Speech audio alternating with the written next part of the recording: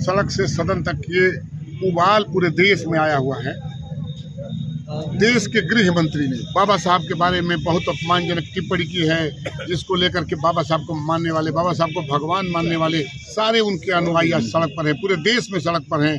उसी को लेकर के हमारे राष्ट्रीय अध्यक्ष माननीय अखिलेश यादव जी ने शपथ लिया है कि भारतीय जनता पार्टी को या तो राष्ट्रपति, महामहिम राष्ट्रपति इनको बर्खास्त करें और ये जो गृह मंत्री है इस्तीफा दें या माफ़ी मांगें, और नहीं तो हम शपथ लेते हैं कि जब तक भाजपा को हटा करके और सरकार बना के संविधान को पूरी तरह लागू नहीं करेंगे तब तक चैन से नहीं बैठेंगे। उसी क्रम में सदन में धरना दिया हमारे सांसदों ने, हम लोगों ने विधानसभा के अंदर धरना दिया, प्रदर्शन किया, हम लोगों ने मांग की और आज सड़क पर इस मांग को हम यही मांग कर रहे हैं कि गृह मंत्री को, महामहिम राष्ट्रपति जी के माध्यम से गृह मंत्री को हटाया जाए और माफ़ी मांगे, और जब तक वो माफ़ी नहीं मांगते तब तक समाजवादी पार्टी और चैन से बैठने वाली। तो जिस तरह से अम्बेडकर जी का अपमान हुआ उस तरह से आप लोग धरना प्रदर्शन दे रहे हैं उनके खिलाफ, तो क्यों नहीं सरकार सुन रही है इस मामले को? सरकार कभी बाबा साहब को मानती नहीं है, आज से नहीं। आप जानते हैं कि वो किस विचारधारा पे चलते हैं, ये हमें पता है।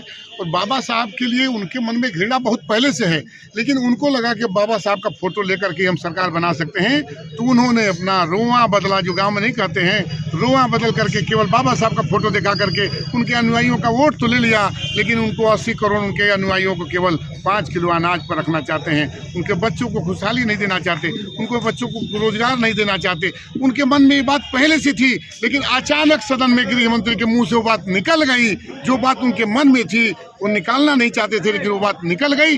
वही उनके मन में धारणा है बाबा साहब के लिए, जो बात उनके मन से निकली है।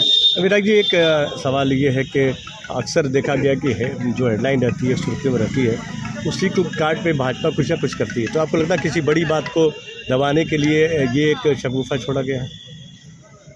भारतीय जनता पार्टी निश्चित रूप से कुछ अपने बातों को, अपने कुछ, जैसे बाबा साहब के इस आंदोलन को कम करने के लिए उन्होंने सांसद को घायल दिखा दिया। 22 सांसद बात कर रहा है, आईसीयू में भर्ती भी है, चल भी रहा है, फिर भी रहा है, और सीसीटीवी कैमरा लोकसभा में लगा रहता है। देखो ना भाई कौन धक्का दे रहा है। ये भारतीय जनता पार्टी बाबा साहब का अपमान तो कर चुकी है, और वो अपमान के आंदोलन को केवल गुमराह करने के लिए उन्होंने सांसदों का सहारा लिया, जो खुल गया, आज चला आया कि भाई कोई किसी को कोई धक्का नहीं दे रहा था।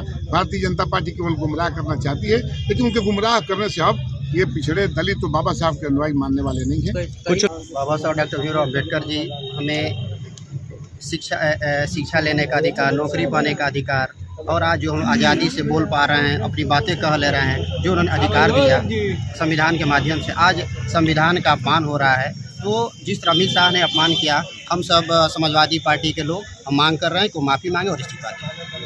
तो जिस तरह से जो गृह मंत्री के पद पर होते हुए इस तरह के बयान करते हैं, कैसे कितना निंदनीय है आपको लगता है? ये गृह मंत्री का जो पद बहुत बड़ा पद होता है, और उनको इस तरह का अपमानजनक बातें नहीं करनी चाहिए, ये अशोभनीय है। पार्टी से हटकर बाबा साहब थे, उनके लिए इस तरह का शब्द निकालना और उनके खिलाफ बोलना कितना सही है? हमारे राष्ट्रीय अध्यक्ष अम्बेडकर वाहिनी के सर ने बताया कि बाबा साहब किसी व्यक्ति विशेष के नहीं थे, वो सर्व समाज के थे और सबके थे, और इस तरह की टिप्पणी उनको करना अशोभनीय है।